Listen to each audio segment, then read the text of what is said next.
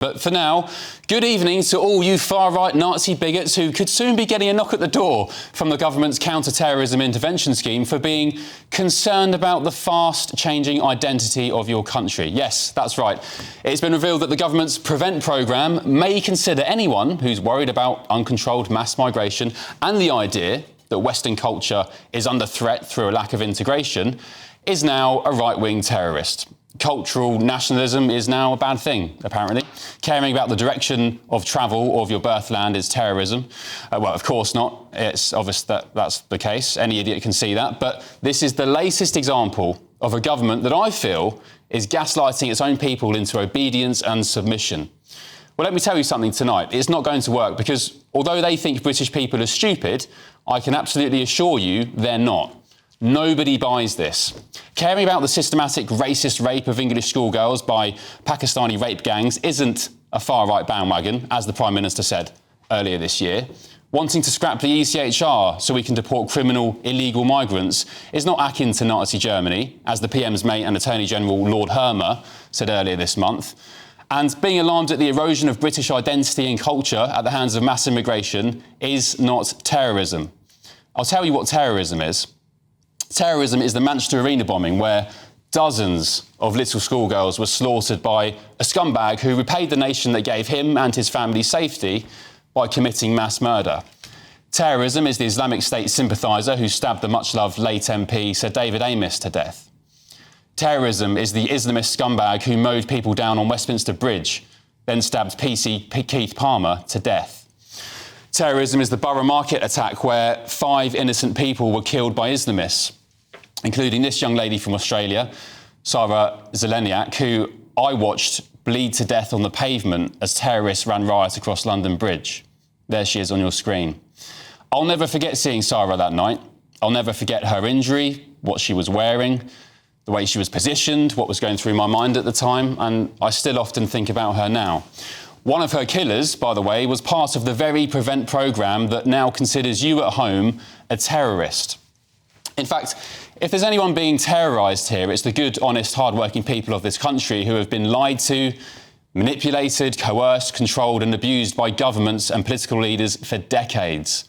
The truth of the matter is that the bulk of MI5's terror watch list is made up of 40,000 or so jihadis. I'm not saying far-right extremism doesn't exist, of course not, but being concerned about the dark path your own country is being dragged down is not it. Do not let these people brainwash you into thinking you're the bad person. You're not. Let's get the thoughts of my panel now. The journalist and broadcaster Linda Jubilee, the former Scotland Yard detective Peter Blexley and the former Labour Party advisor Matthew Torbett. Good evening, panel. Good evening. Welcome along. Hope you've had a pleasant day. Linda, ladies first. What did you make of this extraordinary revelation that the Home Office now considers anybody who's got slight concern about the fast-paced changing identity of the country as a right-wing terrorist? It's clearly a little bit delusional, but let's face it, Prevent has never really showered itself in glory since it was first introduced. So, I mean, there have been many infringements that we know about where Prevent hasn't worked, and I think that this is another development which will lead to a fracture in its effectiveness. I think that's what's going to happen. And I think that you can't, as you said, gaslight people into thinking they might be part of some kind of terrorism plan, when clearly there is a huge amount of concern out there in society today which is being ignored by the current government. They've got natural concerns about what is happening here, and they shouldn't be turned into pseudo-terrorists. I would say as well, I don't think it's just a Labour thing. It happened under the previous governments as well. So, of course, yeah. Matthew Torbett, what's your take on this? I mean, I saw this and I was flabbergasted. It comes weeks, of course, after Lord Hermer kind of clumsily, I mean, he said it was clumsy, but he wrote the speech and he spent 2 hours writing it, calling people who want to scrap the ECHR as Nazis or, you know, very close to the kind of rhetoric anyway. Keir Starmer in January saying that the grooming gang scandal was a right-wing bandwagon, calling for an inquiry. What's your take on all this? Well, I think the less said about Lord Hermer, the better. I think the government would be, you know, far better without people like that involved.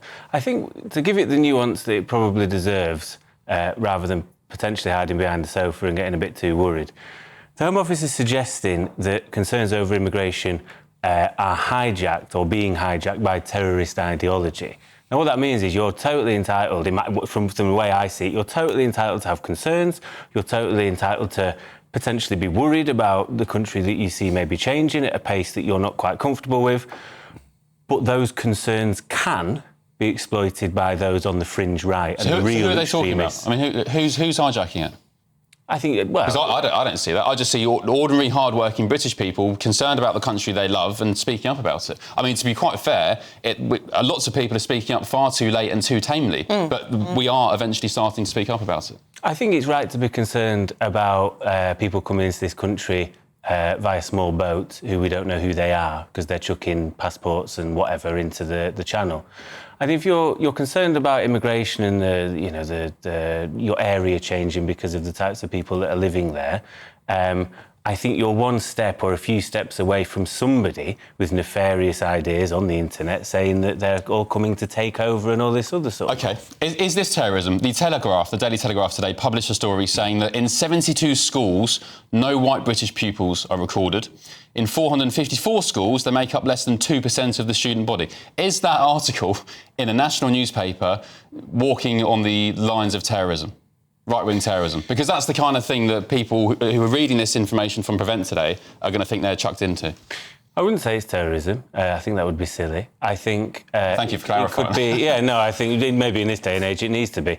I think to hide data behind potential inflammatory headlines is potentially what that is. I think, You think that's inflammatory? Yeah, I think... OK.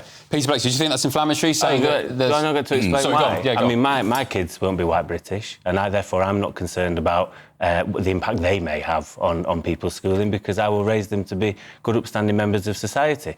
Also, the people that tend to be not white in this country tend to be second or third generation immigrants. So the idea that they're not British, when I think statistics show 80% of them consider themselves British, is therefore giving a bit more of the fuller story than the idea that everybody... So can I ask, would you say that about Japanese people? If somebody moved to Japan, if I moved to Japan today and I was there for however long I need to be to get a passport and citizenship, does that make me Japanese? Well, the Japanese... If you're born in this country... Well, I know the Japanese wouldn't think so. Well, if your kids were born there, they'd have every right to be Japanese, yeah. So we're totally obliterating the idea of ethnicity and cultural heritage. It's all about paperwork now, is it? No, but there's a legal framework which would suggest that, yes. Right. Peter, what's your take on all this? Well, quite frankly, I find it ludicrous that Matthew sits there and tries to defend the indefensible and uses the word nuance. Just for purposes of clarity here, I have the government Prevent page on my phone, OK? And you tell me where there's any nuance. Under the title, Extreme Right-Wing Terrorist Ideology, under that headline, anybody that thinks Western culture is under threat from mass migration and a lack of integration by certain ethnic and cultural groups is a terrorist. Tell me where the nuance is. Extreme far-right terrorist ideology would come under things like the Great Replacement theory. I don't know about that. Yeah, well, that's what we're talking about. That is the exact wording, the exact lift from the government Prevent programme that we're discussing. You tell me where the nuance is. I've just told you. I would define that differently. There isn't any. Everything that Ben said is absolutely bang on. Everything that you've said is trying to excuse the inexcusable. Saying, though, that there are several bullet points, because I read them this morning, and that's the top one. Isn't it saying that actually people who show that tendency should be watched and are potentially a danger? It doesn't say they're specifically terrorists, does it? Ben? Just to be clear. When we share a cell, I've got to tell you, I snore like a rhino, mate, so I'm getting my apology in now. That's all right. You can call me Ben Jemima any day of the week, Peter, in a cell block. There we go. Great start. Thank you, panel. Right. Let us know what you think on that. GBNews.com/you'll say. Lots of you rightly concerned about what the Home Office are pumping out. I don't think it's the end of the story.